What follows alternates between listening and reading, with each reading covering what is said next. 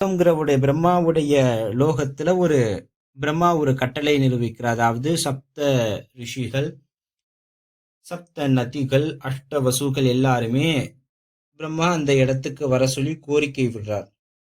அப்ப அந்த இடத்துல மகாபீஷன்கிற ஒரு அரசனும் அழைக்கப்படுறார். இப்ப சப்த நதியில இருக்கக்கூடிய கங்கையும் அதே இடத்துக்கு வராங்க. இப்ப வாயுதேவனும் அந்த இடத்துக்கு வரார். வாயுதேவனுடைய அதிக பலத்தினால கங்கையுடைய சேலை முந்தானை விலகுது. எல்லா தேவர்களும் பிரம்மாக்களும் தலை குனிந்துறாங்க. மகாபீஷன் மட்டும் கங்கையை பார்த்தபடியாக இருக்கிறார். பிரம்மா இந்த இடத்துல கோபுறார். ஏன்னா கங்கையும் மகாபீஷனை பார்த்து இருந்தாங்க. 2 பேரும் அந்த சலன ரீதிக்கு போயிடுறாங்க. அப்ப பிரம்மா சாபம் கொடுக்கிறார். பூலோகத்துல இருவருமே பிறந்து கணவன் மனைவியாக வாழ்ந்த பின் இந்த சத்தியலோகத்தை உங்களுடைய நிலைப்பாட்டு என்னவோ அதை போய் அடைவீங்கன்னு சொல்லி சாபம் கொடுத்துடுறார்.